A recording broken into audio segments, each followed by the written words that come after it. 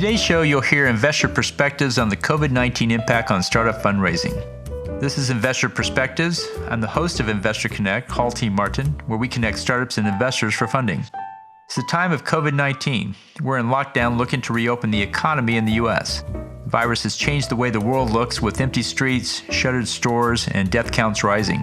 There are signs of flattening the curve, so we now look to the other side when the economy will reopen. I hope you enjoy this episode.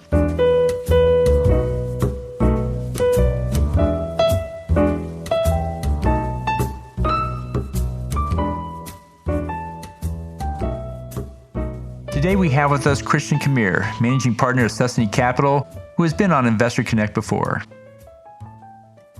What new investment thesis will the COVID-19 pandemic give us? I think what we see more is actually the thesis around solving the real world problems, right? A lot of what we've seen now is that we have paid a lot of attention to funding, let's call it lifestyle companies and things like companies that don't really solve a real world problem. So in the future, there's going to be more focus on that, and there's going to be more focus, as far as we are concerned, on the due diligence side, on things like supply chain dependencies. A lot of companies were just being dried out because they didn't have access to whatever material they needed to produce something, which is less important on our end, but has indirect effects. Then thirdly, payment systems probably that replace physical cash will get a new focus. It's actually less known that a lot of activity, even in developed countries like the United States, are still being transacted in cash on a daily basis. It's like 20 to 40%. And so needless to say, with everybody being very concerned about the transmission of germs and otherwise unhealthy particles, people try to do this less and less. So I think there's going to be a lot of focus on technologies that will replace the need for cash. So specifically around the topic of micropayments, sometimes it doesn't make sense to send a dollar because the fees will eat up any profit that the company would be receiving in terms of being able to receive micropayments. And those solutions have been around, but I think they haven't given much focus. And then lastly, and that's actually something I tried for the first time, semi-successful yesterday, is the whole topic of telehealth, right? I don't know if you ever tried it. It's still somewhat cumbersome, and there need to be better solutions. And they also have a lot to do with, again, the topic of identity, right? Because in order to provide this reliable, and by reliable, I mean compliant with regulation pertaining to privacy and HIPAA, and in other countries, they're actually more elevated. You want to make sure that you have an identity solution that's not limited to a certain application, so that you can then also use for other solutions. And that comes down to what we talked earlier. If you need to reliably give out funds as a federal government, as a state, then you need to be able to identify with 100% certainty that the funds will receive a particular individual. And the amount of fraud in that space that's related to legacy technology is enormous. It's, depending on what statistics you're looking, it's 10 to 20%, as in it's $100, $200 million out of every $1 trillion. It's enormous. And a lot of that has to do with the technology that the government is using, which sometimes goes back to like old mainframe computers and computer languages like COBOL that no one ever can program. That's still being used in our legacy healthcare system, right? And so I think those are new investment theses that now that the government has been made painfully aware, and that this has been a topic of daily discussion, as in one of the most used search terms, where's my check? IRS or whoever put a check in the mail and it's not here. And there is still people waiting for their checks today. Can you think about that overhead? So I mentioned earlier, it costs already $3 to create that check, but now you got a frantic individual on the other end who's going to hit every possible intake system that the government created, an inbox, a mailbox, will pick up the phone, obviously, right? Because he, she is depending on that check, but now you have to find it, right? And that is all, they're just all externalities of legacy technologies that we have just tolerated. I mean, the things, inefficient systems like the DMV, at this point in time should not exist. Right? There's technical solutions to what there. So it comes down to your original question was, what's the new investment thesis? The new investment thesis is government has been sluggish, but government has been put on high alert that if this will ever happen again, which is super likely, they need to have better systems in place because they're going to be the one taking the brunt if those systems aren't in place, because they have been alerted right now, hey, you're using legacy technology that's not suitable to address things like a pandemic. What startup sectors are going to be diminished or eliminated by COVID-19? What's going down and what's going away? Yeah, it's hard to imagine any particular startup sector that I would consider to be eliminated entirely by this situation. There's a couple of kind of obvious things, such as co-working spaces. A lot of people have been now indoctrinated in being able and happy to work from home, or at least have been sufficiently equipped to be able to do that. So I think that space will suffer a lot. Then the obvious one being any type of event businesses. People won't be aggregating for some time. If some people say, well, they will never be doing this again. Then the third obvious one being travel. I think a lot of people will avoid travel as much as possible and stick to the necessities when they have to travel. And then lastly, and that's kind of more a headline, is I think we'll see a huge discount in terms of funding of what I consider kind of lifestyle businesses. Businesses where it's another, let's call it social app, it's another hobby type thing. And because we'll see, I think, and hope, a lot more businesses that attack real world problems, which I think we have a lot that don't get enough attention. Right. Right. Yeah, it seems not essential is going to be falling way down on the list, and essential is going to come to the top and important in the middle. So it'd be interesting to see where the values land on that. But I think it's, in one sense, it's a great opportunity to move the system forward with new technologies on the financial side, contactless currency, as well as taking care of these issues of communication with the government. It just seems a lot of inefficiencies have been built up over the years, and that's about to change, which is a great silver lining on this cloud of coronavirus. Oh, yeah, indeed. So there's always a good aspect to, let's call it quote unquote crises, right? You have to focus. The focus is good as far as I'm concerned to develop real world solutions. We like real world solutions, right? We like sustainable implementations of things that will actually improve people's life for the long term. And I think if you look overall at the United States, the country we are living in, and the people that actually produce something and the people that are live of other entities' production, it's enormous, right? So we created this of banking, insurance, and so forth. They employ a lot of people, but they don't produce anything, right? So they are all very much rent-seeking in nature. And I think a focus is going to be given on eliminating those inefficiencies. So we are super bullish on anything that's kind of a savings technology. And you can think of this in terms of what we in the past misguidedly already called fintech, financial technologies. I think we're going to see a huge wave of what I would call actual fintech. So what I mean by that, if you look at companies in the past, such as PayPal and the Zenefits and so forth, those were just more or less window dressings to the legacy financial systems, right? They still had to interact with banks.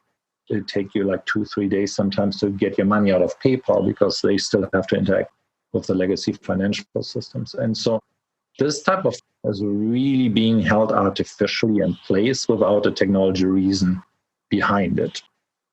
And so I think we have a huge wave in that regards coming within the next 5 years that will pertain to any type of value transfer. Might this be the most simple one, being money, or more complex ones, i.e., why is there no infrastructure yet for you and I to be able to exchange, let's say, a vehicle without needing to go to the DMV, right? So all of the technologies are in place.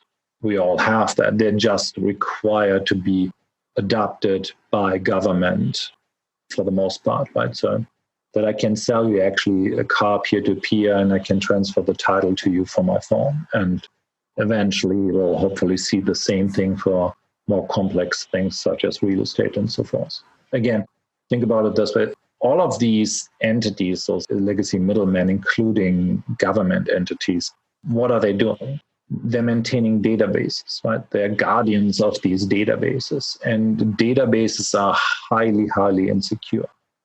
And to the extent of we have relatively civil implementations here in the developed nations, but if you look at other countries, they are happy if they have a database and or they still have catalogs of paper.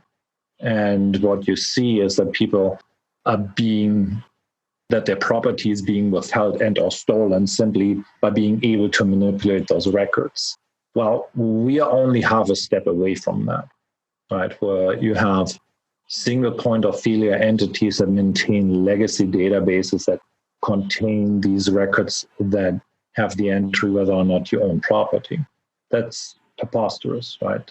At this point in time, we have technology that's much more sophisticated that doesn't rely on database infrastructure, which is something that needs to be radically changed all over, either through a blockchain-based implementation and or more likely graph-based solutions. But unfortunately, there's just very little knowledge in government circles around the availability of these technologies. And that's something that we're trying to fix. And now I think, given that particular pandemic, we being technologists, not we here as an entity, but we as technologists, I think, have a lot more ears that will listen to this particular advice.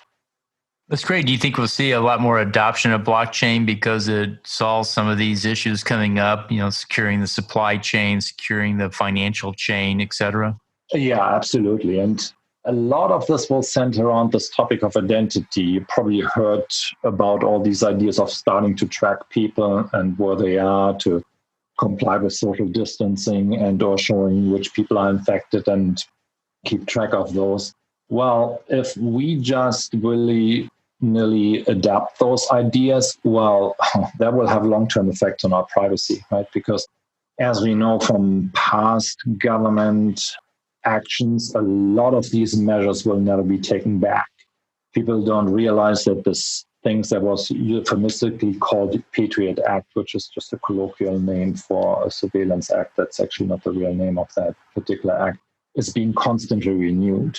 But it's a disaster for privacy and the democratic nature of our industry.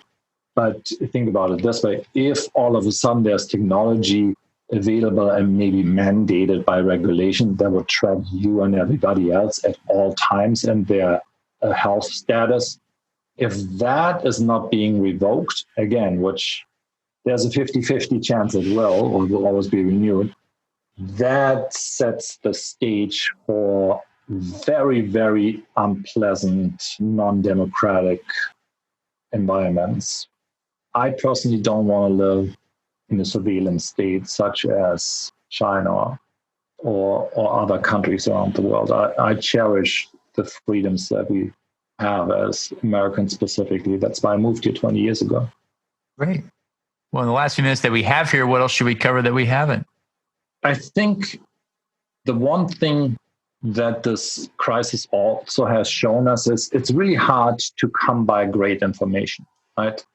I think there's probably, no one will dispute that, more misinformation than true information out there. And it will probably take months before we actually have reliable data that will speak to the truth of falsehood, a lot of these misguidedness of a lot of these measures. And I don't want to make any predictions, but I think it's always ill-advised to make hasty decisions without having all the data. And secondarily, it's more important to implement more useful data distribution solutions than we have right now. Because at the moment, what happens is people can turn to one or more channel and they will get one particular worldview. Not a good idea, right? Because it has led to a lot of polarization in our society. But more importantly, it allows people to uncritically simply absorb one particular opinion rather than getting a contrasting opinion. And this is actually the larger pandemic in my mind, as in it's a pandemic of mind, that we have misinformation being spread on a daily basis, and it's so much harder to get to ground truth. It takes a lot of work to find out the reality behind the information that's being distributed. And that's actually one of my largest passions to have fixed, because at the end of the day, everything starts with the information that you absorb. Whatever you put into your body, you probably had some information beforehand before you ate or drank it. And it's the same thing with any other thought you put into your head. And unfortunately, what we did is we kind of got rid of what we called the forces. We got rid of journalism entirely. And instead, everything is kind of commercial in nature, to where every journalist is being measured on how many clicks she can generate. And that's all derivative things such as Google and Facebook, to where everybody was made a product, because you and I, we're not users of Google. We are the product that they're selling to the advertiser. And that is at the core problem, in my opinion, of what's wrong with information distribution, right? When you Google something, you're not searching anything, right? You're running a query against the index, which is mostly advertising, even the stuff that's not marked with that. So you can do, and everybody should do this, the test yourself. You're searching for real information, i.e., what is the right measure against COVID. And what you'll find, it has nothing to do with scientific information. It's nothing that's peer-reviewed. It's some form of clickbait that just pops up for you, that you click on and absorb as if it was reality. There's information that you should be following, regardless who disseminated it, right? So that's part of it. It's like, why do people listen to journalists with a background in political history or something on matters of health and diet and otherwise important information that I should be getting from scientists, right? From peer-reviewed information. So yeah, that has been my largest passion for more than a decade at this point in time. It's a big problem to solve. Absolutely. It's one of the biggest issues out there is data and control of it, and what can the platforms do with your data, your identity, your content, your other information. And yes, it seems like that dialogue was rolling until COVID hit, and now it's kind of on the back burner because we have to take care of COVID. And do you think when COVID is over, it'll come back to the fore, or do you think something else will have to bring it back up? Well, I'm not optimistic. Okay. I'm trying to do the little that I can to influence people in government that I'm in contact with, to alert them to the dangers of implementing certain measures. Again, has to do with tracking violations of privacy. And yes, there was a good momentum, like you pointed out, that was mostly created by the Facebook situation, actually inadvertently 2 times triggered by Facebook. The first time was the whole Cambridge Analytica disaster, which was just kind of the latest disaster that they created. But then secondly, it was also the whole Facebook Libra situation, where the government was alerted to the fact that a private entity might be able to issue currency or create a payment system that all of a sudden would be used by more people around the world than any singular nation state's currency. But so there's a real danger. So I was just this morning listening to a long discussion around self-proclaimed experts around the whole topic of CBDC, which is central-based digital currencies, which is tightly connected to this idea of privacy. So what I mean by that is, think about a world where the government would know about every single penny that you're spending and was able to inject itself into that transaction, which is something that we will likely see in China. But is this something that we want here?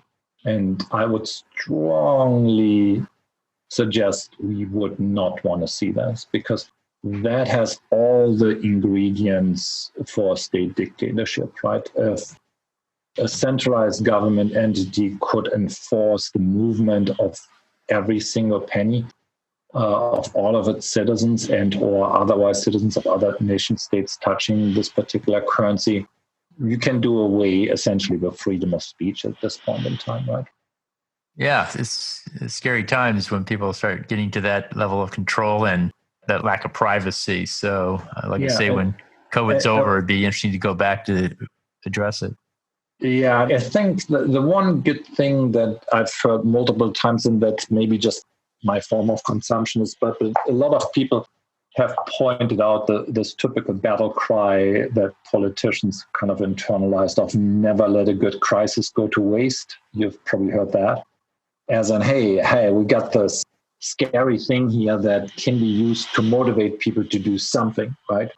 So we need to be acutely aware of what that something is so that we don't let, quote unquote, government create yet another invasive legislation that at the end of the day, we won't be able to easily, if at all, roll back. Again, comes down to things like the Patriot Act, my personal opinion, utterly unconstitutional. The type of surveillance that can be done without being checked by a judge, by another part of the government, is utterly absurd. At this point in time, why have a legal system at all if the government can milly-vanilly monitor any behavior of yours, including any conversation you ever had in the past?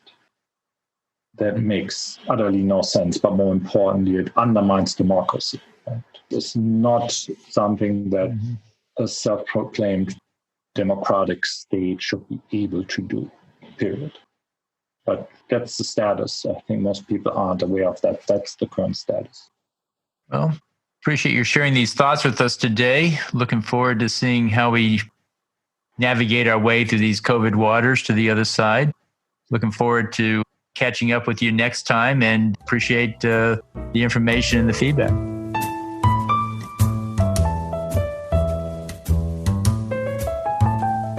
Next up is Peter Adams, managing partner of the Rockies Venture Fund and Pandemic Impact Fund.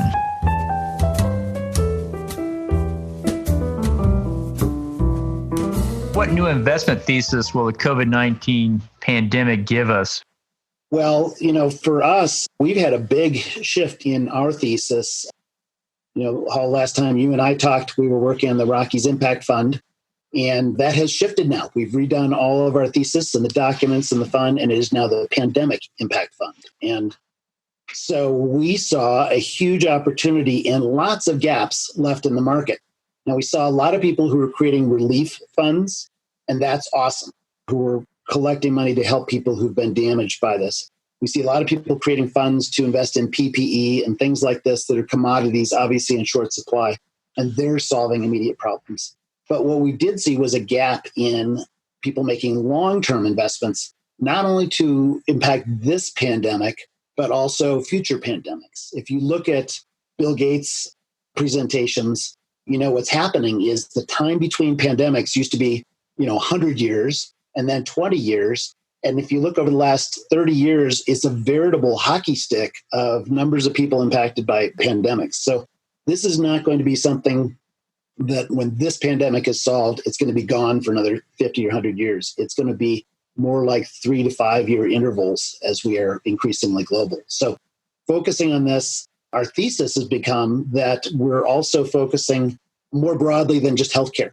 This is not, healthcare is of course a big, core of this, but the problems that we're seeing are social and economic as well. So we're looking at things that are going to hit us, we're looking at things that are about detection, about mitigation, and about resilience. So really the full way of looking at this. So things that we can track and discover pandemics faster. We're looking at a cool technology out of Israel that detects pandemic viruses in sewers. So you can see how much of the pandemic and where it's coming from, and you can detect it before anybody's even, really noticed it. So this is really cool. And that's been rolled out in Europe and Pakistan. We're behind here in the US. But so the detection and mitigation, detection was a big problem for us in this current one. Mitigation, Some of the companies we've already invested in are huge for mitigation, like PharmaJet, the needle-free injections, or Cirrus MD, telehealth companies, things like that help us to mitigate the impacts. There's one cool new company we're talking to called Resiliency, who has a patented oxygen bubble technology that effectively allows the human body to breathe without relying on the lungs. And as we all know, all these people on respirators, which of course are in short supply, but even when people are on respirators, they're dying because they can't absorb oxygen. Resiliency oxygen bubbles actually allow the body to absorb oxygen without the lungs. So that's going to be a huge sort of mitigation technology. And then finally, we're working on things about community resiliency. We always talk about the cure being worse than the disease. And so we are seeing this huge economic impact and social impact of distancing and, economic shutdown. So we're looking at technologies that help to make work, the remote stuff that we're doing, distance education. We're going to see huge impacts in supply chain. So we'll look at novel supply chain technologies. Those are all going to have giant impact and will be not just things that are important during impact or during pandemics, but also will have huge opportunities in between pandemics. They're sort of universally valuable technologies. So what startup sectors will be diminished or eliminated by COVID-19? What's going to go away or go down dramatically? Well, the obvious stuff we've seen already, of course, is travel, restaurant, retail, and I think they'll continue to be hurt. But I'm, as an investor, I think of myself as a futurist. I'm investing in things that are going to exit 5, 6, 7 years from now. So I'm always looking at what the trickle-down impacts of pandemic and economic, shutdown are going to be. And I think we need to be thinking about those things that aren't even impacting us yet, but will. Having 33.5 million people out of business, or out of work, rather, means that people won't be able to pay mortgages or rent. We'll have reduced volumes of sales. And those are going to cascade throughout the community or throughout the business community and startups, and certainly in supply chains. So, one industry that's going to be hurt severely I just did some research, banking has only gone down, their stocks maybe 20, 25%. But I expect that as commercial real estate people are unable to pay their mortgages or rents, as companies are going out of business and can't, make their payments and they're foreclosing, the banks are going to be the ones who are going to absorb a lot of that. Now, for startups, that will have an impact. Of course, usually we don't look to banks for startups, but at a certain point, banks do, of course, have things like asset-backed lending, receivables finance, inventory finance, things like that. I think that even that will be drying up, and it'll be harder and harder for companies to get access to that. Commercial real estate, super hard hit already, but even more. We've just seen the tip of the iceberg. Oil and gas, we've seen, of course, has already been hit, but it's going to be interesting to look at the trickle down of that, as well as all of these, especially smaller companies, go out of business. And we do a lot of clean tech investing. So the impacts there will be significant because, as you know, a big part about clean energy investment and renewables is we look at the economic variables of cost of fossil fuels versus renewables. Now, with oil going from $50 down to $20 and even, whatever it was, minus $18 a barrel, but, back to 20-ish now, I guess, that still increases that and makes it harder in some ways for renewables to compete. But I think on the other hand, there may be some positives as some of these smaller companies, smaller oil and gas companies are going out of business. There may be gaps that could continue to be filled by renewables. So that'll be interesting. The other place I look to is, 2008, 2009, the residential real estate was the cause and effect of that downturn. So far, real estate has been not impacted. But when you think about it, if people start defaulting on mortgages, it's going to be really hard for banks to give new mortgages, and that's going to create a constriction of buying activities. So that will impact residential real estate. But also, we may see interest rates go up, not in the short term, but this is long term. Having released $3 trillion worth of stimulus money into the economy, it's hard to see inflation not somehow, coming along. And of course, interest rates tend to follow that. So those are, and those are impacts that, are probably 12, 18, months down the road as this really tends to play out. But yeah, I think it'll be not just travel, restaurant, and retail. It's going to be a lot of different sectors will be hit. So where do you think all those unemployed people will come back, and where will they find new jobs? Some will come back to restaurants and retail, because some of it will still be there, but not as much. But where are the rest of them going to go find jobs? Where do you think they should look? Yeah, that is a great question. And again, I don't think this is not going to be something like 9 months from now, everybody's going to be back in their same jobs. And so this is going to be really hurting. And I was just reading about, the CCC, the Civilian Conservation Corps, back in the 30s, then when, after the Great Depression, that the government created these types of projects. Maybe the government will do things like that. But even before this recession pandemic hit, we were changing how people work pretty rapidly in the United States. By 2024, we were looking at, that's where we cross over, where more than half of people in the US are working for themselves, as opposed to for large corporations. So I think, certainly a certain portion of these people will just retire, but a certain portion of these people will take the industry knowledge they've got and create great startups, and we'll be here to invest in them. That's great. But others will be doing sort of this gig economy type stuff. And I think we'll see more of that. I think we'll see companies using gig type services more than major corporations to supply those things. And so there's one company we're working with who has created a platform. It's called Opolis, where basically if you're working for yourself, say as a graphic designer for 5 clients for $1,000 a month each, right now you get all that money. You have to make your quarterly deposits or monthly, whatever it is, to the IRS, and you have to figure out your own health insurance. You don't have unemployment and all that.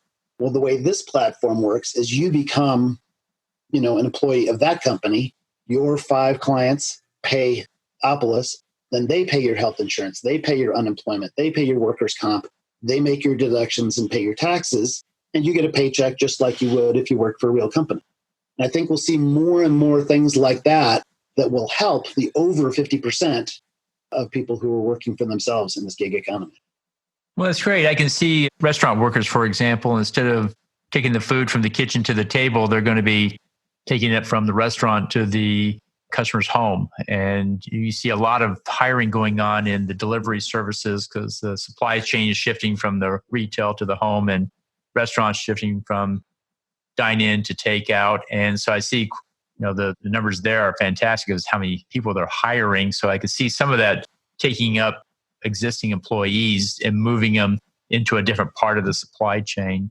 But, 6 months ago, AI and robotics, they were coming to take our job, and that was a bad thing. But now they're coming to take our job because we're in quarantine, so it's a good thing. And so I think there's going to need to be a place for all these other people to go. And I just wonder how many are going to be able to adapt to robotics programming and AI management and those type of things. I was just curious as to what your thoughts were there. Yeah, well, I think that will certainly be the case. Unfortunately, it will take a while for, education and all of those things to catch up with that. I mean, I would be a bad AI or robotics guy if I had in that industry. But if I were 20 years younger, I would love to learn that stuff. I mean, so I think some of those things, the trajectories that we were already on, I think those will continue and probably increase. So I think that's a big thing. Those will lead to, of course, interesting social changes. And, how do we deal with all of that? People were afraid when computers came around that everybody would lose their job. But of course, the computer industry has created more jobs than have been lost. So I expect all of these things, there's still going to be room for people. Great. One final question. Do you think we'll go from a 5-day work week to a 4-day work week to accommodate the change? I think maybe some people will, but the rest of us are still working 60, 80 hours a week. I have to say, working from home, it's so easy to, go have dinner, hang out with family, do that time, and then, come back and, start writing or, doing whatever needs to be done. Well, that's great. I appreciate you taking time to talk today and hope to have you back for a follow-up soon. All right. Well, always a pleasure, Hall. Thanks very much.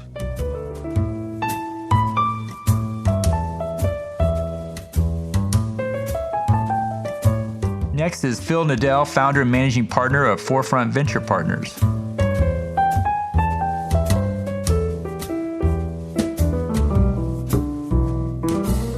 So what new investment thesis will the COVID-19 pandemic give us? Well, I don't think there will be a lot of new investment theses. I think that there will be an acceleration, as I mentioned, of some trends that we've observed over the last several months or even years. So, I think that you'll see a proliferation of online, learning and health administration and work and all of that. And I think that in terms of a thesis, if you want to look for one, trying to find businesses or industries that are jumping on that shift, that are taking advantage of that, I think will be important and will be profitable. So I think when you look at, I wouldn't say that there are new theses. It's just looking at trends that are occurring. Crowd gathering businesses like movie theaters and gyms and restaurants are going to be struggling, in my view. And so what's going to replace them? If we're not going to movie theaters, obviously we're watching more Netflix. Maybe people are playing more video games. What else? And we'll look for those things. If people are not going to their gyms, certainly they're buying and using more Pelotons and other at-home fitness equipment. So what other companies are going to benefit from that? I mean, if you look at, again, trickle-down effects. So if you're a company that provides content for, online remote learning or fitness companies, that would be a company that would benefit. If we're not going out to restaurants and supermarkets as much as we were, who benefits? What companies benefit? Certainly delivery companies, right? But what else? Are we going to see more of these services that are delivering, food packages or the ingredients where you cook the meal yourself? What other businesses benefit from those areas declining? So, we're keeping our radar, our antenna up on those things and trying to stay ahead of the curve. And again, taking sort of a more cautious view on certain industries we think will be negatively affected by the environment. And so what startup sectors will be diminished or eliminated by COVID-19? What do you think is just going to go away or at least go down dramatically? Well, as I mentioned before, I think that businesses that are focused on crowd gathering, like movie theaters, like malls, gyms, restaurants, supermarkets, anywhere where there's a big crowd, stadiums, in-person conferences and concerts and Broadway shows, any place you have a big, crowd that gathers, those kinds of things I think will be hurt. And I think that also, as we discussed, businesses where there's a lot of human interaction, like an assembly line, will be shifting to more automated means of production. I think things like cloud computing will continue to grow at an accelerated pace because companies need the flexibility especially when they're operating online, they need the flexibility and want the flexibility of a cloud computing solution. So I think that it's hard to say that certain businesses will go away completely, right? I mean, that's a really difficult call to make as we're in the midst of this. But I certainly think in the near term and in the midterm, we're going to see a big decline in those sectors where there are a lot of people congregating and crowds, and also anything that requires, human interaction. So payments by cash and even by credit card will decline in favor of digital payments. I think that can be done on our devices. And so I think those things we're going to see shift as well. What do you think is going to happen with co-working? Where do you think that's going to end up? Yeah, I think that, co-working, I think will bounce back. And I think that there will be more work from home. And I think that a lot of companies have found during this environment that remote work, whether it's, working from home or working from a, sort of a co-working, like a WeWork facility, it makes a lot of sense for them, right? They save a lot of money on rent. Employees oftentimes are able to BYOD, bring their own device, and they don't have to provide the physical building, physical premises for them. And so I think that trend is going to accelerate, more working at home and probably some co-working. But I think that, again, for the co-working, you're going to see people somewhat reluctant. I think there'll be shifts in how co-working space is situated and set up to accommodate people's concerns about being too close to other people. I guess what I'm worried or thinking about is not everyone will want to stay home and work. But if companies are reducing their dependence on physical space, office space, then co-working will benefit in part from that, I believe. In the last few minutes that we have here, what else should we cover that we haven't? I think that, it's important for talking about, going back to the subject of startup investing and startups raising money. I think it's important for startups to preserve their runway, but to be able to tell the story to investors of how they got through this challenging environment, right? So this is a test for a lot of startups, and those that make it should be able to tell a good story of resilience to investors. Like, if we can make it through COVID-19, we can make it through anything. And here's what we did, and here's how quickly we adapted during this crisis, and why we'll make for a good investment for you because we're resourceful, we're resilient, we watch every dollar and preserve our runway. So I think it's important for founders to own that story and to tell that story. We've had several of our portfolio companies who've very successfully navigated this challenging environment and made really the best out of it. Some of them have even done very well as a result. But even those that are in sectors that have been hard hit are making the best and getting by. And I think that that's a testament to them and their resilience and resourcefulness. And if you're raising money, that's a story that I, as an investor, want to hear. I want to hear how you got through it. And yes, okay, I understand that revenues may be down, but that doesn't tell the whole story. I want to hear what changes you made, what did you do to adapt, because that really reveals a lot about a founder and about their team. Yeah, it's times like these you find who are the real leaders and who can really grow a business. And it's a great test for all the startups that are out there. So it's great to see some of these guys really step up and carry it forward for sure. Yeah, exactly. I mean, you're exactly right. This is a test for many of them, and many companies are failing and will continue to fail. But the ones who get through and survive are stronger for it. And I think that that's an important message for them to tell to investors, that they're stronger for it. And many of them also find out that there was a lot of fat in their monthly burn that they can permanently eliminate. They don't have to go back to burning as much cash as they were. They can make permanent changes that will reduce their spend.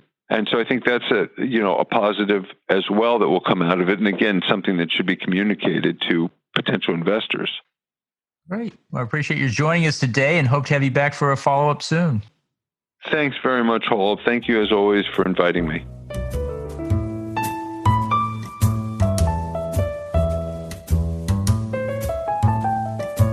And next up is Steve Shapiro, Managing Partner of eHealth Ventures.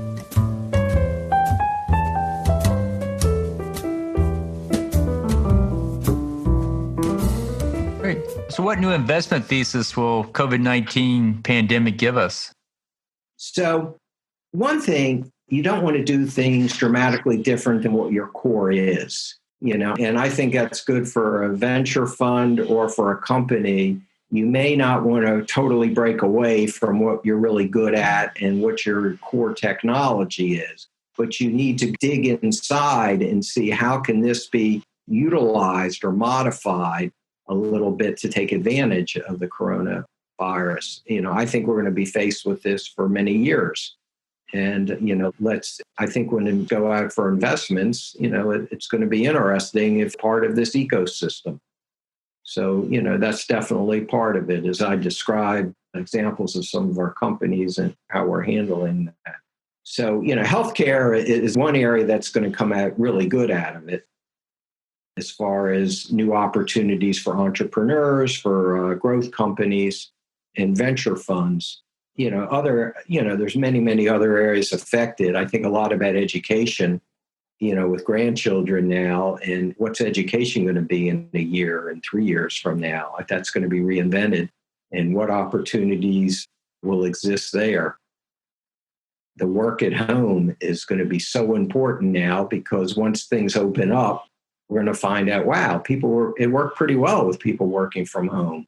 And then they'll spend time traveling. Maybe they're more productive because they're not out socializing and traveling.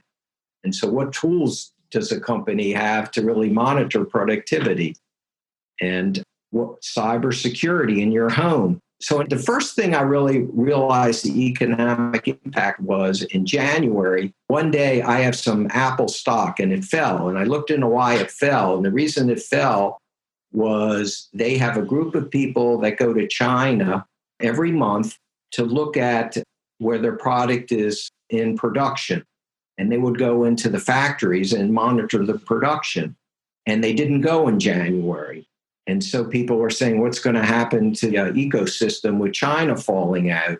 And so what happened, to make a long story short, is the people that used to travel to China for Apple, they can do it remotely, what they used to do in person. The reason they went in person was really concerned with the security of what's going on. They didn't want anybody to be able to tap into what their remote communication was, which emphasizes the importance of having cybersecurity and have the right security at your home and your computers. And I think we're going to see a lot of that. Right. Yeah, I found that moving a physical event online basically can cut the time in half. What used to be an hour meeting is now half hour. You do lose the networking and the hallway discussions, but the core of the meeting gets done the same. And so I agree. I think it's going to be a tremendous benefit that most aren't going to give up. They're going to keep at it. Plus the reduction in commute time. Going from one Zoom to the next is zero commute time, and it's hard to beat that on efficiency. And your hours will expand. People used to study 9 to 5 or 8 to 5, whatever.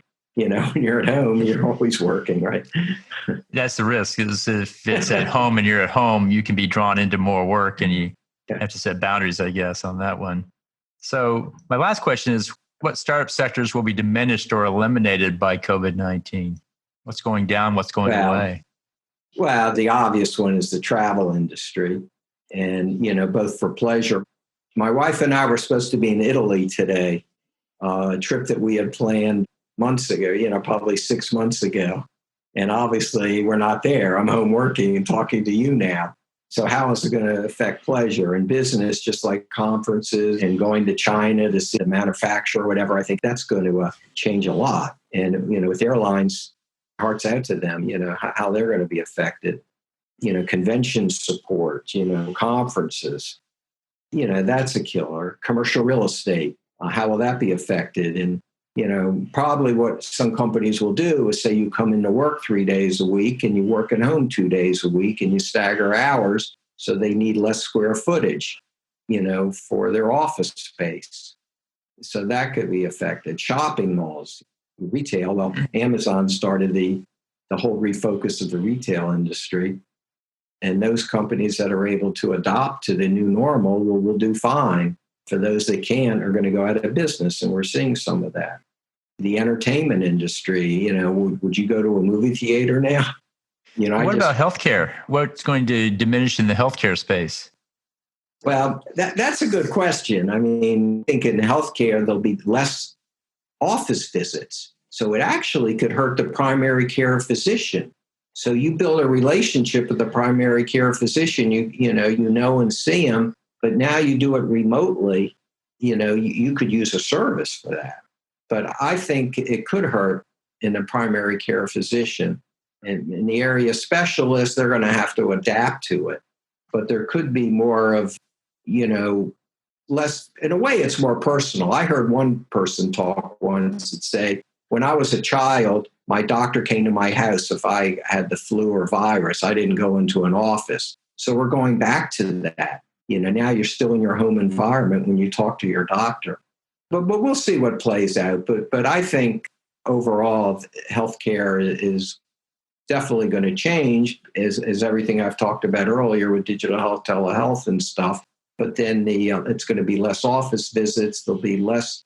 I think things are going to be done in your home now. We have one of our portfolio companies that will eventually do blood tests at your home, that you don't have to go out to have your blood tests done. So, I think more and more things in healthcare are going to be done remotely and at home. What about urgent care centers? It seems like they popped up because it was just so challenging to go travel down to meet your doctor in his office. And if he's telecommuting into your house through the FaceTime or the web, what happens to those urgent care centers? Are they going to lose market share?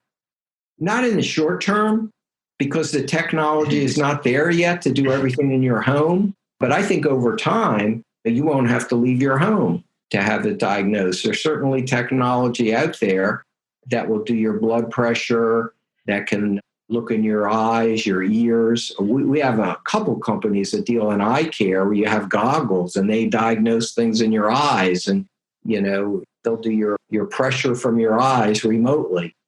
And we're looking at, in fact, one of the companies that won in our competition we just did last week has a pair of goggles that will go into much more depth about eye care remotely, where you don't have to go into the office. So, but that's a few years off, but I think that'll happen. So with urgent care, that can happen at home instead of going into the urgent care center.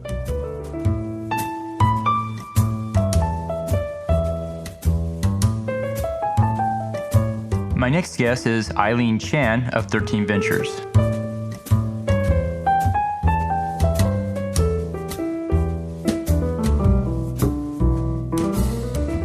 Great. So what new investment thesis will the COVID-19 pandemic give us? COVID-19 pandemic brought into focus vulnerability in the system.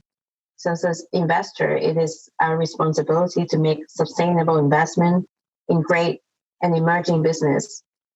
To share what our fund, the 13 Ventures, has been doing during the pandemic, our strategy is very simple. We have invested in consumer-oriented business with a strong online presence.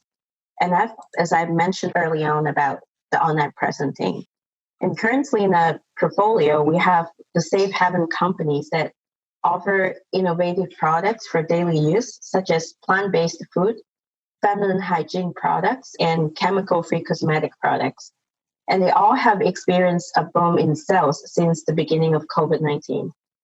Online conversion rates have doubled, and the basket values has increased at least 30%. So taking our vegan cosmetic company, Lolly, as example, they have been very responsive and launched a chemical-free hand sanitizer at the beginning of the coronavirus pandemic. And it just received a massive order from an international hospitality group to get the products in their outlets. Another example would be our feminine hygiene products, Tampon Tribe. They do organic cotton tampon and direct a portion of its manufacturing capability to produce face masks. So all companies can be responsive to the situation. And we have witnessed a lot of them struggle during this pandemic due to the shutdown of their supply chain. Most especially if their products are manufactured, let's say, in China or in Europe. In some cases, they have simply just lost the chance to generate cash flow during this time. So therefore, we are also interested in companies with local supply chains. And in the future, we believe some companies will stop relying on global suppliers and instead focus on local production, which will be supported by companies focused on environmental sustainability. This is why brands that produce locally and help people deal with the health crisis, especially ever since the COVID situation. So I've been cleaning my apartment and spraying myself and things around me on a daily basis. But every time I smell the chemicals in my cleaning supplies, I was wondering what it could do to my body in the long run after being exposed to these chemicals on a regular basis. And I'm sure this is a concern for many people. Just think about a startup that sells locally produced chemical-free cleaning supplies and that effective, and the great potential that they could have in this environment. And in conclusion, non-business, which provides necessities such as food and products and services that people use daily, and business that they are health and wellness related, and business that provide technology innovation that bring convenience and protection to people's life will be our best bets for investments. Great. And so the last question is, so what startup sectors will be diminished or eliminated by COVID-19? Yeah, so we can certainly see some sectors diminishing over time as a result of coronavirus pandemic.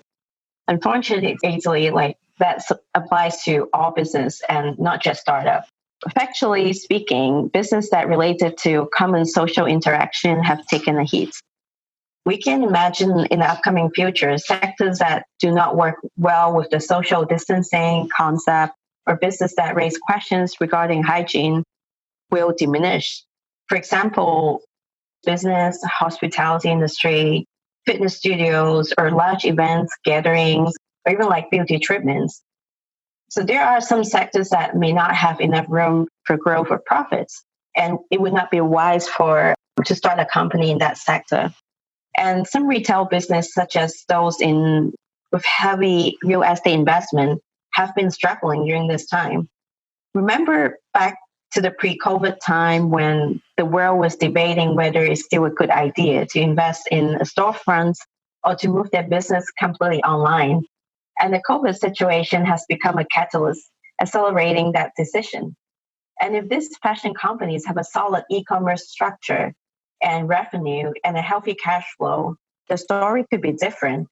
When the customers can shift their shopping online and the company has no major issues in fulfilling the orders and the growing needs on online customer service. And finally, some businesses have already closed. And we have witnessed startups go out of business in the last 2 months because of poor cash flow. The elimination is happening really fast, which has exposed the financial weaknesses in companies in many industries. However, I do not think any elimination would be a permanent thing. Companies that are going to make it through this time will have to employ innovation in their offerings, in their supply chain, the operations, marketing effort, and financial management to survive the uncertainty. Thank you for joining us today. As always, be sure to leave a review, subscribe to this podcast, and share it with others. Let's go start up something today.